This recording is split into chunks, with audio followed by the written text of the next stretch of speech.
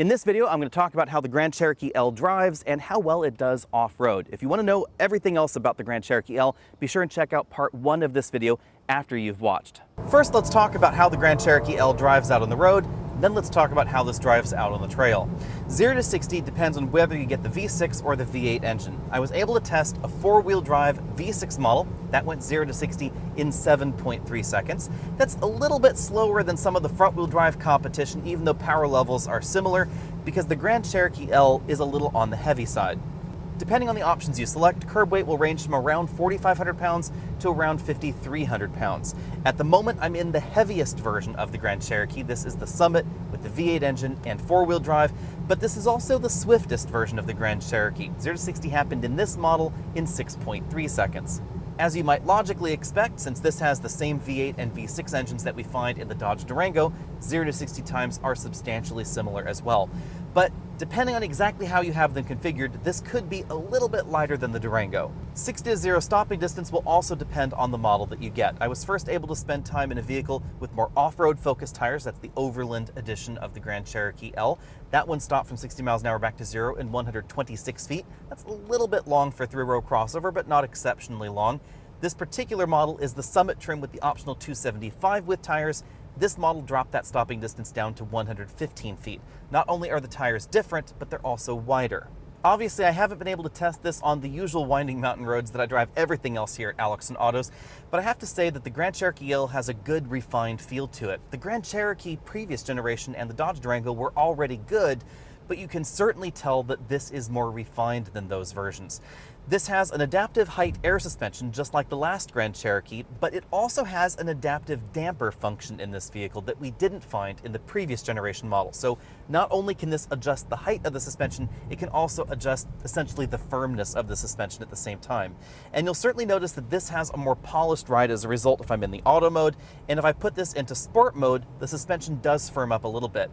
But this is always going to be relatively soft for a 3-row vehicle. So this compared to a Highlander or a Pilot or an Acadia, etc., this is going to feel more comfortable, a little bit more highway cruisery, and I think that goes with the overall personality of the Grand Cherokee L. Even though this vehicle is on the large side and on the heavy side of the competition, handling is really quite good because this has a near perfect 50-50 weight balance. In fact, it is 50-50 if you choose the V6 options. If you get the V8, then it's 52% of the weight up front, 48% of the weight in the rear. This is significantly better balanced than something like a Highlander or a Pilot. Those typically carry 60% or more of the weight on the front axle. So if you really start pushing this hard out on your favorite winding mountain road, this has a much more sorted feel to it. It also has a more elegantly designed front suspension. This has a multi-link front suspension with double wishbones versus a McPherson strut design, which we typically find in 3-row vehicles. The design of the front suspension, especially in the Grand Cherokee L, is a lot more similar to the average BMW or Mercedes crossover than something like a Telluride or a Palisade or a Highlander.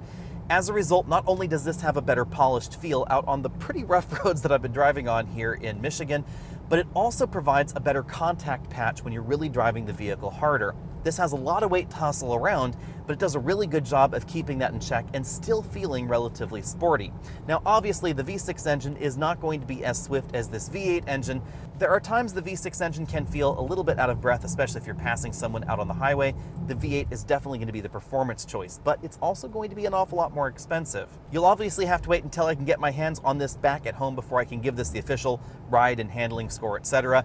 But I think it's safe to say that this delivers the most polished and most comfortable ride in the 3-row segment if you're comparing this to the average 3-row crossover out there in the lower end trims. If you're comparing this to some of the upper end trims, then this still compares incredibly well to a lot of luxury vehicles like the BMW X5, which is certainly in the price range of this, but this is a bigger vehicle. Size-wise, this is closer to the X7, especially back there in the 3rd row, but price-wise, the V8 version of this is going to be pretty close to the X5, and it comes with a standard air suspension as well. I suspect that cabin noise is also going to be pretty close to that X5 when I can get this back at home to test.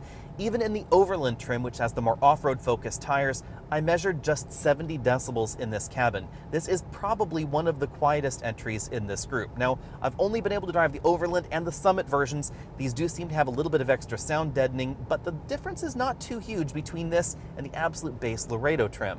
That's not too much of a surprise, of course, because the Grand Cherokee L is a bit more expensive than the base versions of the competition, so you would expect this to be a little bit quieter and a little bit more refined, and indeed it is. Fuel economy may be a little bit difficult to talk about because I spent most of my day driving the model with the more off-road oriented tires and four-wheel drive. Also, most of my day was spent with the V6. That model averaged 22 miles per gallon over a day of mainly highway driving, so I suspect it's going to be pretty close to the EPA scores. If you do a lot of in-city driving, then keep in mind your fuel economy is going to drop down, especially if you get the V8, because the V8 does not have idle start-stop, the V6 does.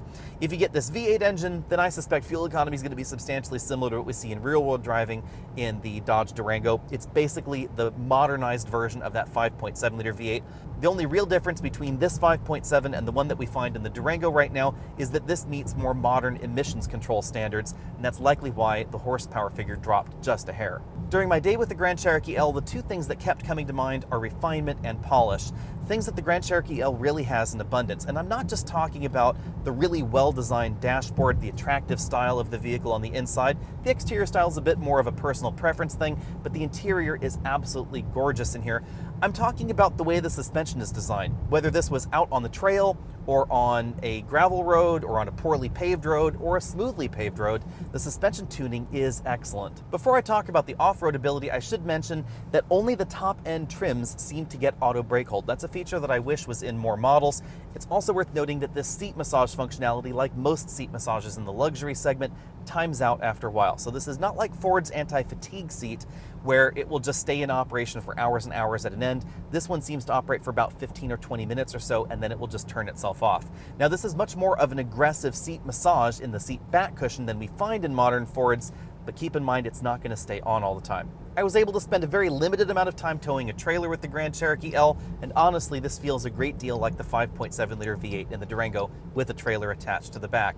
I actually happen to own a Dodge Durango. I just replaced my 5.7 with a 6.4-liter Durango, and the big reason that I did not wait for the Grand Cherokee L is the towing ability. This tops out at 7,200 pounds. The Durango tops out at 8,700 pounds. A vehicle's tow rating is more than simply a function of the engine and transmission. It has to do with the entire vehicle's design. So while this does just fine with 7,000 pounds on the back, the rear suspension, the mounting points, etc. probably were not designed for the maximum payload and maximum towing ability that we do find available in the Durango. You'll find that only in the top-end versions of the Durango with a tweaked rear suspension design and tweaked rear suspension mounts. That's the way that the Durango gets up to 8,700 pounds. We don't see that yet in the Grand Cherokee L. It's always possible that they could apply that same sort of tweak to this vehicle, but we don't know if that's going to happen yet. With all that out of the way, let's go ahead and take this off-road. Now keep in mind, the off-road course is going to be a lot less aggressive than the off-road course that you might expect for the launch of a Jeep Wrangler, but also keep in mind, this is a 205-inch long three-row vehicle. A common complaint about adaptive height suspensions like the one that we find on the Grand Cherokee L or the previous generation Grand Cherokee is that when they're at the extent of its height range, so when you have the most ground clearance possible, the wheels are basically pushed down to the ground. A lot of systems have a lot less travel on the top end than they do on the bottom end, and that was definitely a problem for the previous generation Grand Cherokee. If you were in the high height mode and you were going over obstacles like this, you would certainly hear the suspension banging around because there just wasn't any travel left. It's definitely different now because they've added 25 millimeters, just about an inch of additional suspension travel. Obviously, for a Jeep to be a Jeep, it's got to have good approach, breakover, and departure angles. Keep in mind, of course, the Grand Cherokee L is the long Grand Cherokee, so these are not going to be as advantageous as the two-row model. There are definitely off-road packages available in a wide variety of three-row vehicles, but the Grand Cherokee is relatively unique here because this is a bit more similar in terms of its off-road capability to the average Land Rover or Range Rover that you might find out there, although this is definitely longer than a lot of that British competition. We have very similar kinds of approach, breakover, departure angles, and of course an all-wheel drive system and suspension system that is designed to operate even when two wheels are up in the air.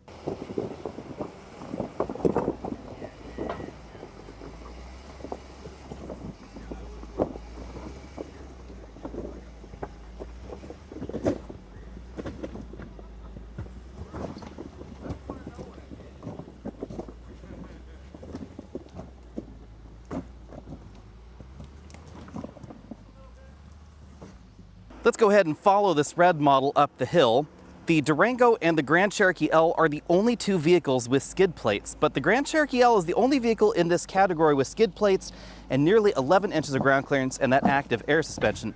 This also has an E-locker in the rear. You'll really notice that out on surfaces like this, where the power can be shuttled side to side, and thanks to the E-locker's design, 100% of engine power can actually be sent to a single rear wheel.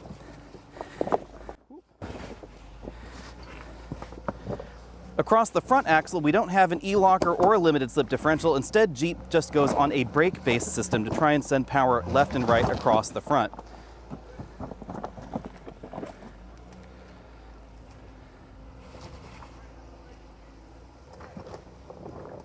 In terms of off-road capability with a third row on board, it's pretty much going to be between something along the lines of this, perhaps a Lexus LX 570, now that the Land Cruiser is no longer available in the United States, or of course, the brand new Discovery. The parallels between this and some of the Land Rovers that are out there are obvious, really. We have air suspension, we have locking differential, we have a real 2-speed transfer case, very different than what we see in something like the Ford Explorer.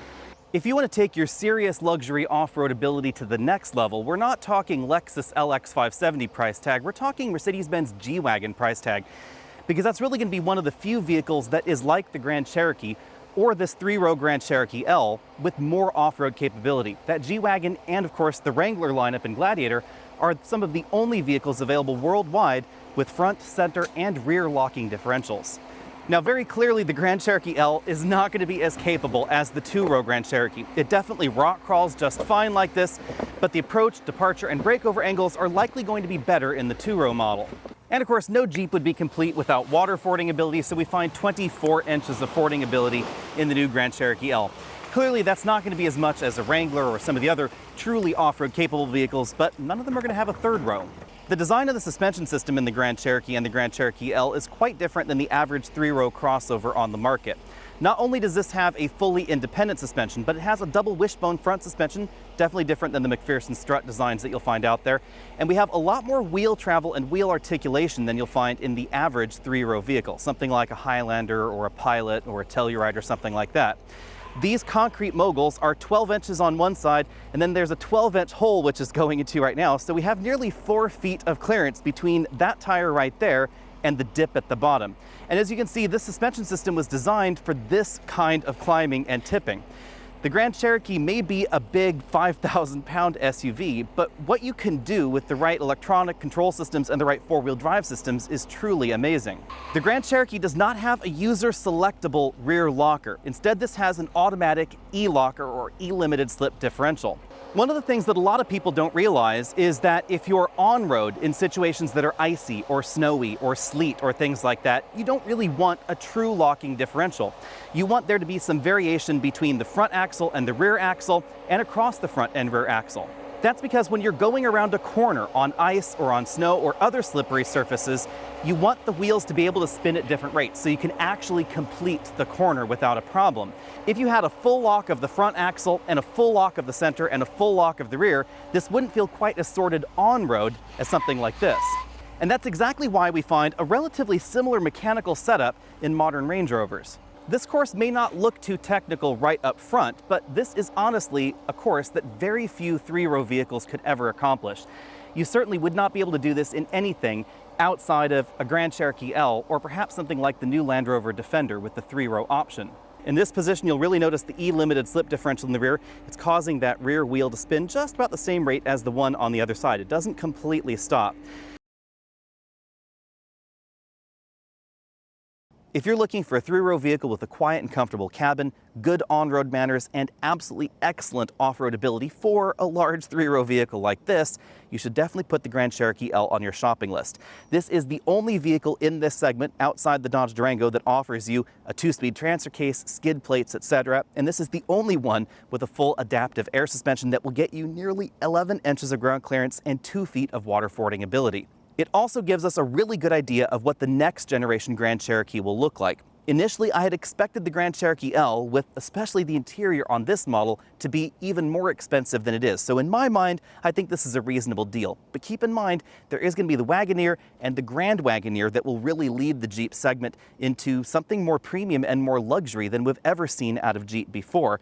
And this really is the entry to that. We have an incredibly stylish interior, a lot of features and functions that you don't find in the average mainstream vehicle, and of course a price tag you don't find in the average mainstream vehicle either. Be sure and hit that subscribe button at the bottom of your screen so you can be updated on all of my latest videos, including a complete review of the Grand Cherokee L, just as soon as I can get this home and run it through my official testing for 0 to 60, 6 to 0 handling and all that jazz.